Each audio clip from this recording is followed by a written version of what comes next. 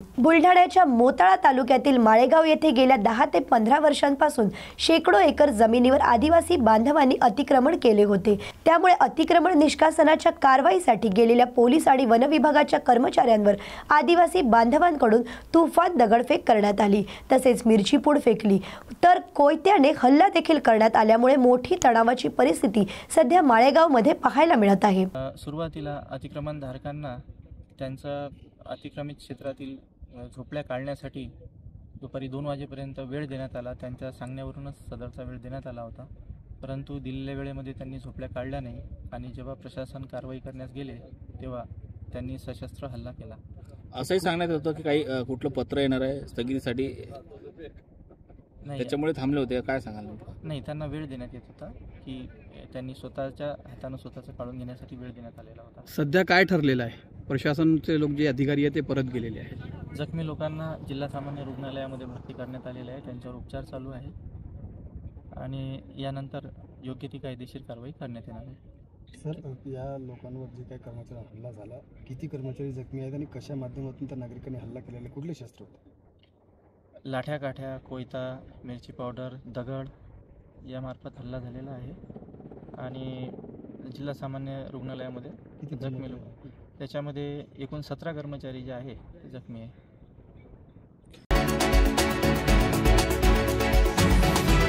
सिंधुदुर्ग जिल्ह्यात मुसळधार पाऊस पडत असून कुडाळ तालुक्यातील तेंडोली गावातून वाहणाऱ्या उज्ज्वला नदीला पूरस्थिती निर्माण झाली आहे। यामुळे तेंडोली तांबाडगेवाडी कॉजवेवर पाणी आलं आहे। यामुळे स्थानिक नागरिकांचा गावाशी संपर्क तुटला। तोंडोली तांबाडगेवाडी येथील कॉजवे 10 वर्षापूर्वी बांधण्यात आला, मात्र या कॉजवेची उंची कमी असल्याने पावसाळ्यात त्यावरून पाणी वाहते आणि याचा नाहक त्रास नागरिकांना होत आहे। त्यामुळे या कॉजवेची उंची वाढवावी अशी मागणी नागरिकांनी अनेकदा केली आहे, मात्र यावर कोणतीच कारवाई प्रशासनाकडून झालेली नाही। प्रॉब्लेम म्हणजे आमचा प्रॉब्लेम एवढाच आहे की आम्हाला मोठ्या पुलाची गरज आहे। मोठ्या पुलाची गरज असल्यामुळे आम्ही कसं कोणाकडे म्हणजे आता इकडे गेलो तिकडे गेलो फक्त एवढाच करतात हे की आमच्याकडे काय बाकी पर्याय नाही।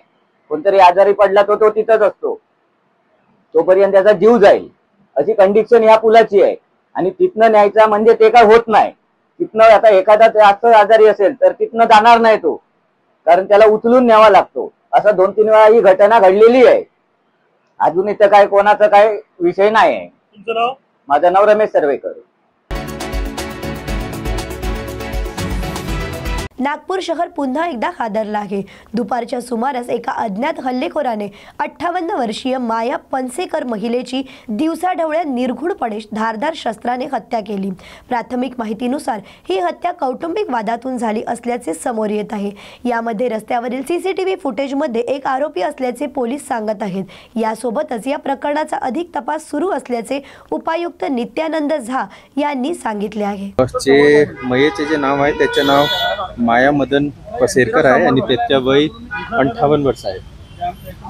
आतापर्यंत जे माहिती मिळाली त्यानुसार ते घरगुती इशू असा वाटते, पण आता मी स्पष्ट सांगू शकत नाही, हे तपासचे भाग आहे, मी नंतर तुम्हाला सांगू शकतो। घटनाक्रम जे आपण सीसीटीव्ही फुटेज आता बघितले त्यामध्ये एक मुलं आहे ते त्याचे पाठीमागे करत होते आणि त्यांनी जे हे स्पॉट आहे जवळचे जे स्पॉट आहे त्यांना तिथे चाकू मारले। ते जवळ जवाहर हॉलचे जवळ हे दिस इज द लोकेशन जिथे ते राहत होते आतापर्यंत। सर, लग्नाच्या वादवरून हा विवाद झालेला समोर आला, नेमका काय वाद आहे काय माहिती पडलं? आता मी त्याबाबत नक्की सांगू शकत नाही। लग्नाच्या आम्हाला पण ते प्राथमिक माहिती भेटले, पण स्पष्ट मी आता बोलू शकत नाही, ते तपासचे भाग आहे। आतापर्यंत ते स्पष्ट माहिती नाही की कोण आरोपी आहे, नक्की संशय आहे, पण आता मी स्पष्ट सांगू शकत नाही की भावावर की भावाच्या मुलावर नाही। आता ते माहित नाही की कोण आहे, कारण की फुटेज मध्ये आता ते फुटेजची प्रक्रिया चालू आहे। मी तुम्हाला नंतर सांगतो की नाही आतापर्यंत नाही। सर, हिंदी में बताइए क्या मामला? नवी मुंबईतील वाशी पोलीस ठाण्याच्या हद्दीत एक धक्कादायक घटना उघडकीस आली असून पदवीच्या पहिल्या वर्षात शिकणाऱ्या 22 वर्षीय एका मुलाने प्रेम प्रकरणातून प्रेयसीच्या नवऱ्याच्या डोक्यात फावडा घालून निर्घृण हत्या केली। मागील 2.5 वर्षापासून 2 मुले असलेल्या एका विवाहित महिलेचे एका पदवीच्या पहिल्या वर्षात शिकणाऱ्या मुलासोबत प्रेमसंबंध होते। याबाबत माहिती तिच्या पतीला समजताच त्याने तिला समजवण्याचा प्रयत्न केला। त्यावरून त्यांच्यात अनेक वेळा भांडणेही झाली। मात्र तरीही पत्नीचे अनैतिक संबंध सुरूच राहिल्याने पती थेट तिच्या प्रियकराच्या घरी गेला। त्यावरून त्यांच्यात वाद सुरू झाले। वाद इतके टोकाला गेले की आरोपीने घरातील फावडा डोक्यात घालून त्यानंतर मेल्याची खातर जमा करण्यासाठी गळा आवळून त्याचा खून केला। त्यानंतर आरोपीने मयत व्यक्तीला नवी मुंबईतील वाशी लगत खाडी किनारी जवळ नेऊन फेकले। मृतदेह पोलिसांना मिळताच पोलिसांनी तपास सुरू केला आणि मिळालेल्या माहितीनुसार मुलाने महिलेला लग्नाचीही मागणी घातली होती। यावेळी महिलेने लग्नास नकार दिल्याने तोही राग आरोपीच्या मनात असल्याने रागाच्या भरात आरोपीने महिलेच्या पतीला मारले। तर मूळ कोलकात्याच्या रहिवासी असलेल्या 22 वर्षीय आरोपी अमीनुर अली मौला याला अटक करून 7 दिवसांची पोलीस कोठडी सुनावली असून घटनेचा अधिक तपास वाशी पोलीस करत आहेत। खुनाचा गुन्हा दाखल केला आहे। त्यामध्ये जी फातिमा अबूकर मंडल हे जे फिर्यादी आहे आणि त्यांचे मिस्टर हे 2 दिवसापासून मिसिंग होते। मिसिंग दरम्यान आम्हाला माहिती मिळाली आणि त्याच्यानंतर जो आरोपी आहे आरोपीने सुद्धा या फिर्यादींना फोन करून विचारलं होतं तुमचे मिस्टर कुठं आहेत ते काय येणार नाही। त्यावरून थोडा संशय वाढला आणि संशय वाढल्यानंतर आम्हाला काही माहिती मिळाली। त्याच्या आधारावर आम्ही शोध घेतला आणि त्याच्यानंतर त्यांनी त्याची डेड बॉडी मयताची डेड बॉडी आम्हाला मिळाली। त्याच्यामध्ये आम्ही वाशी पोलीस स्टेशनला गुन्हा दाखल केलेला आहे। एक आरोपीला आम्ही ताब्यात घेतलेला आहे, अटक केलेली आहे, पुढील तपास चालू आहे। का मारले, कारण काय मारण्याचं? एकतर्फी प्रेम प्रकरणातून तो झालेला प्रकार आहे। अच्छा, यामध्ये कोण आणखी सामील? अजून शोध चालू आहे। आरोपीला किती दिवसाची पोलीस कोठडी? सध्या आरोपीला ताब्यात घेतलेला आहे, रिमांडसाठी आम्ही पोहोचतो।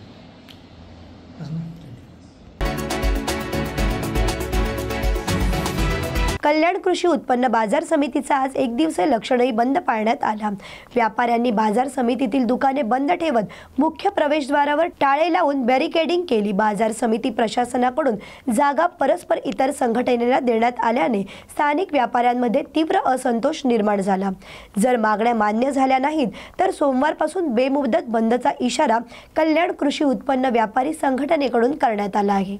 मी गिरीश पांडुरंग पाटील, संचालक कल्याण कृषी उत्पन्न बाजार समिती व्यापारी गटातून आहे। आजचा बंदाचं कारण आहे मूलभूत प्रशासकांनी जो आमचा जो भूखंड आहे तो काही एका विशिष्ट संघटनेला दिलेला आहे। म्हणजे कुठल्याही संघटनेला विश्वासात न घेता हा भूखंड परस्पर प्रशासकांनी दिलेला आहे। त्याबद्दल आम्हाला जी समस्या उद्भवलेली आहे, पार्किंगची सर्वात मोठी समस्या उद्भवलेली आहे, त्याबद्दल आज आमच्या व्यापाऱ्यांनी 1 दिवसाचा लाक्षणिक बंद पुकारलेला आहे आणि तो आमचा बंद 100% यशस्वी झालेला आहे। तसंच आमचा भूखंड आम्हाला परत न मिळाल्यास येतं सोमवारपासून सगळे व्यापारी बेमुदत संपावर जाणार आहेत। गिरीश पांडुरंग पाटील, संचालक कल्याण कृषी उत्पन्न बाजार समिती। महाराष्ट्रात मोठ्या प्रमाणावर कांद्यांचे उत्पादन घेतले जाते। या पार्श्वभूमीवर ग्राहक विभागातर्फे जवळपास 3 लाख टन कांदा खरेदी करण्यात येणार आहे। 3 लाख टन कांदा खरेदी करण्यात येणार आहे। कांद्याची ही खरेदी बाजार समितीत करण्याबाबत सांगितले असून जनतेतून खरेदी झाल्यास चांगला भाव मिळेल या उद्देशाने ही खरेदी पारदर्शकपणे करण्यात येणार आहे। यात चुकीचे काही आढळल्यास कठोर कारवाई करण्यात येईल अशी माहिती राज्याचे पणन मंत्री जयकुमार रावल यांनी दिली आहे। संदर्भात महाराष्ट्रामध्ये रेकॉर्ड ब्रेक आपल्याकडे प्रोडक्शन होत असतं। तर आम्ही मागच्या काळामध्ये प्रल्हाद जोशी साहेबांना भेटलो आणि कंझ्युमर विभागातर्फे 3 लाख टन कांदा खरेदी करण्याचा त्यांनी निर्णय घेतलाय। त्यांनी काही कंपन्या केंद्र सरकारने त्यांची यंत्रणे नाफेड आणि त्यांच्या मार्फत काय आयडेंटिफाय केल्या, परंतु आम्ही त्यांना आग्रह केलाय की ही खरेदी जी आहे ही मार्केट कमिटीमध्ये व्हावी, मंडीमध्ये व्हावी। लोकांसमोर झाली तर मग अजून काय भाव वाढू शकेल, पण तरी देखील 3 लाख टन खरेदी होणार आहे। फार मोठी खरेदी त्यांनी प्रस्तावित केली। आम्ही त्यांना आग्रह केला की लवकरात लवकर ती सुरू करून, ती सुरू आहे, परंतु ती कुठं आहे काय या संदर्भात सुद्धा आम्ही व्हिजिलन्स स्क्वॉड ही मी माझ्या पणन विभागाने तयार केली। त्याच्यामध्ये जिल्ह्याचा जो DDR असेल, त्या तालुक्याचा AR असेल, त्या तालुक्याचा सरकार तहसीलदार असेल यांच्या माध्यमातून ते आणि कृषीचा अधिकारी असेल यांच्या माध्यमातून विजिलन्स होईल आणि ती खरेदी व्यवस्थित होते का नाही, शेतकऱ्यामार्फत होते का नाही याची खातरजमा केली जाईल. चुकीचं काय आढळलं तर कडक कारवाई होईल. अमरावतीच्या इतवारा बाजार परिसरातील उड्डाणपूल बांधकामाला 7.25 वर्ष पूर्ण झाली असून पण अद्यापही काम पूर्णत्वास गेलेले नाही. प्रशासनाचा वेळ काढूपणा याला कारणीभूत ठरला आहे. त्यामुळे माजी राज्यमंत्री सुनील देशमुख यांनी नागपूर खंडपीठात जनहित याचिका दाखल केली होती. यात प्रधान सचिवांना व्यक्तिशः 1 लाख रुपये दंड सुनावला. अमरावती शहरातील चित्रा चौक इतवारा बाजार हा अत्यंत वर्दळीचा परिसर असून अमरावती शहराच्या पश्चिम भागात राहणाऱ्या सुमारे 50 ते 60 हजार नागरिकांना पूर्व उत्तर दक्षिण भागांशी संपर्कच हा एकमेव मार्ग आहे. आता खंडपीठाने बांधकाम पूर्ण करण्यासाठी 31 डिसेंबरची डेडलाईन दिली असून कामाचे प्रगती अहवाल दर महिन्याला सादर करण्याचे बंधनही घातले आहे. ठरवून दिलेल्या अवधीत जर उड्डाणपूल पूर्ण झाला नाही तर न्यायालयाचा अवमान केल्याप्रकरणी खटला चालविण्याची तंबी न्यायालयाने दिली आहे. त्यामुळे आता न्यायालयाच्या आदेशानंतर वेळेत काम पूर्ण होणार का याकडे लक्ष लागून राहिले आहे. आपल्याला माहित आहे की पूर्वपासून पश्चिमेकडे समजा अमरावतीला जायचं असेल तर इतवारा बाजारसारखा अत्यंत वाहतुकीसाठी कठीण असलेल्या परिसरातून आपल्याला जावं लागतं. म्हणून मी 2016 साली CRF सेंट्रल रोड फंडमधून श्री गडकरी साहेबांना विनंती केली होती आणि त्याप्रमाणे तो फ्लायओव्हर मंजूर झाला होता. तो चित्रा चौकापासून सुरू होत होता आणि तिकडे नागपुरी गेटच्या तिकडे तो उतरत होता. 2016 त्यांना मान 2018 मध्ये त्याची वर्क ऑर्डर झाली आणि 2 वर्षात म्हणजे 3 जानेवारी 2020 पर्यंत तो फ्लायओव्हर त्यांना कंप्लीट करायचा होता, तो उड्डाणपूल. पण 2019च्या निवडणुकीत मला पराभव पत्करल्यानंतर प्रशासनाने आणि राज्यकर्त्यांनी आणि जनप्रतिनिधींनी अक्षम दुर्लक्ष केलं आणि अर्धवट पडलेला तो फ्लायओव्हर 5 वर्ष झाले तरी अजून तो सुरू झाला नव्हता. त्यामुळे त्या परिसरातील लोकांना प्रचंड गैरसोय झालेली होती. धुरामुळे पोल्युशन, रस्त्यामध्ये वाहतूकचा खोळंबा, आजारी पण लोकांना इकडे येण्यासाठी अडचणी. पण प्रशासनाने आणि राज्यकर्त्यांनी त्याच्याकडे दुर्लक्ष केल्यामुळे नाईलाजाने मी उच्च न्यायालयामध्ये जनहित याचिका टाकली होती आणि या जनहिताचा निर्णय अत्यंत पॉझिटिव्ह लागला. त्यांनी प्रशासनाला इतकं खडसावलं की 31 डिसेंबरपर्यंत तुम्ही कोणत्याही परिस्थितीमध्ये हा फ्लायओव्हर कंप्लीट केला पाहिजे, नाही तर कंटेम्प्ट ऑफ कोर्ट होईल. तसंच प्रधान सचिवांनी ॲफिडेव्हिट द्यायला पाहिजे होतं, पण त्यांनी काही चालढकल केल्यामुळे 1 लाख आता व्यक्तिगत त्यांच्यावर जुर्माना आणि तोही त्यांच्या पगारातून कापण्यासाठी सांगितलं. तसंच दर 4 आठवड्यांनी त्याची प्रगतीचा अहवाल सुद्धा हायकोर्टाला सांगायला सांगितला आणि कोणत्याही परिस्थितीमध्ये मुख्य अभियंत्यांनी याच्यावर स्वतः लक्ष ठेवावं असे निर्देश दिले. त्यामुळे 31 डिसेंबर 2025 पर्यंत हा फ्लायओव्हर संपूर्ण पूर्ण होईल अशी मला खात्री आहे. नगरपंचायत अर्धापूर मदनी कब्रस्तान ते जामिना मुलींच्या शाळेपर्यंत CC रस्त्याचे भूमिपूजन आणि नालीचे बांधकाम तसेच विभागातील इतर महत्त्वाच्या रस्त्यांचे भूमिपूजन आमदार श्री जयात चव्हाण यांच्या हस्ते करण्यात आले. यावेळी शहरातील नागरिकांची मोठ्या प्रमाणावर उपस्थिती होती. कोकणाला 720 किलोमीटर लांबीचा विस्तृत आणि अथांग असा सागर किनारा लाभलाय. या सागर किनारपट्टीची सुरक्षा ही येथील बंधाऱ्यांवर अवलंबून असते. याच उद्देशाने तत्कालीन मुख्यमंत्री बॅरिस्टर AR अंतुले यांच्या पुढाकाराने संबंध कोकण किनारपट्टीकडे विशेष लक्ष देत बंधारे निर्माण करण्यावर विशेष भर दिला होता. मात्र अनेक ठिकाणचे बंधारे नामशेष झाल्याची परिस्थिती दिसून येते. अलिबाग तालुक्यातील नागाव समुद्र किनारपट्टी त्यापैकीच एक या ठिकाणी असलेला 6 किलोमीटरचा बंधारा आता पूर्णपणे उद्ध्वस्त झाला आहे. बंधाऱ्याचे दगडगोटे निखळून पडलेत, झाडे उन्मळून पडली आहेत, मातीची मोठी धूप झाली आहे. अशातच उधाण आणि खवळलेल्या समुद्राला रोखण्याची क्षमता असलेले बंधारे नसल्याने ही पाणी सीमा ओलांडून लोकवस्तीकडे झेपावते.